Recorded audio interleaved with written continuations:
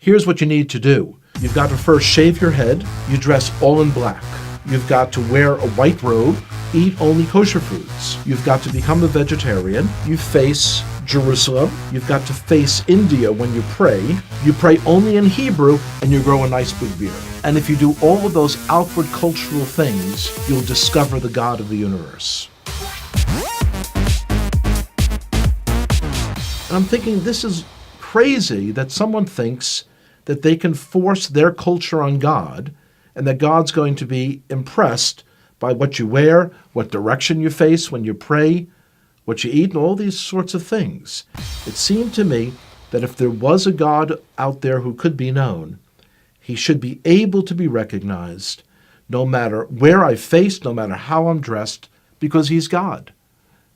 Growing up, we always understood that we had our Bible and the Gentiles had their Bible, the New Testament, and that they were two completely separate books. Because the only people I knew who were believers in Jesus were all people in our public school who were Italian Catholic, I imagined that Jesus was Italian. And so the understanding that he's actually Jewish was a shock. And then to hear that the New Testament was written by Jews, I couldn't believe it. My expectation was that the New Testament was like my grandparents had told me. It was a book on how to persecute the Jews, and it's something you should stay away from. Of course, when you're told you should stay away from something, curiosity gets the best of you, and you've got to see it. When I opened the New Testament, I was expecting to find a handbook on how to persecute the Jews. My grandparents had warned me that it was written by people who killed the Jews.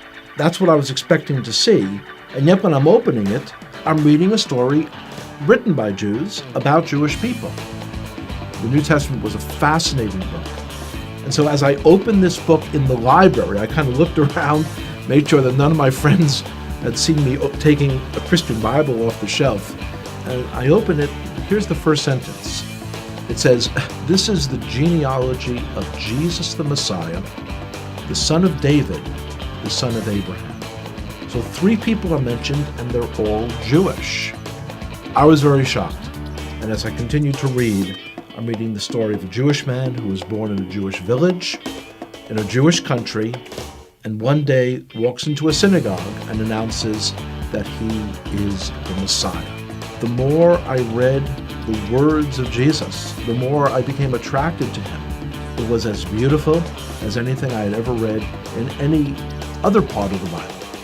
As I came to faith that Yeshua, that Jesus was the Messiah, it was clear that that was the most Jewish thing I could do. This is not the person who's a renegade to our people. This is the one who was promised in our Bible, the 53rd chapter of Isaiah. It is astonishing. If you would just read that chapter, just without the Bible being around it, you would say, oh, this is some Christian Bible. This is Jesus. When you realize, though, that it's in the middle of our Bible, our Jewish Bible. When I first came to faith, I dared not tell my father, because this is a time period in the 1970s when there were lots of gurus and cults, and he was very concerned about me getting involved in some crazy sect and going off someplace. So I waited for months, and when I finally told him, he was very skeptical. On his own then, he started to read about Jesus as well. About 1.5 years later, I told him that the fellow who wrote one of the books that he had read, that this fellow was giving a lecture in the city of New York. And he agreed to come out to hear that person. And one of the most amazing moments of my life was the speaker said, "Would everyone here who is a Jewish believer in Jesus, would you raise your hand?" And I raised my hand. My father also raised his hand. And I looked over and I said, "Pop," he didn't say would all the Jews raise their hand. He said, would all the Jewish believers in Jesus raise their hand? And my father looked over and he said, yes, I heard what he said. The decision to come to faith in Jesus as the Messiah was not something that was a momentary lark. It wasn't something that was a passing fad. And I could see changes in myself that I knew were not from within myself.